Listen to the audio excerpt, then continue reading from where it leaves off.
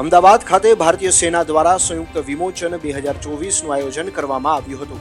આ કવાયતમાં 9 મિત્ર વિદેશી દેશોના પ્રતિનિધિઓ ભાગ લેશે।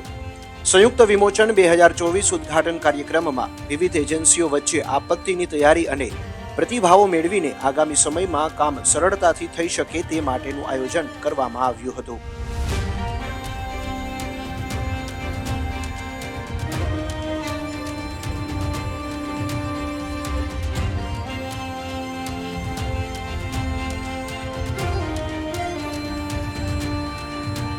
પોરબંદરની ચોપાટી પર 19 નવેમ્બરે સંયુક્ત વિમોચન 2024 એક્સરસાઇઝનું આયોજન કરવામાં આવ્યું છે, જેમાં રક્ષા રાજ્ય મંત્રી પણ ખાસ ઉપસ્થિત રહેશે।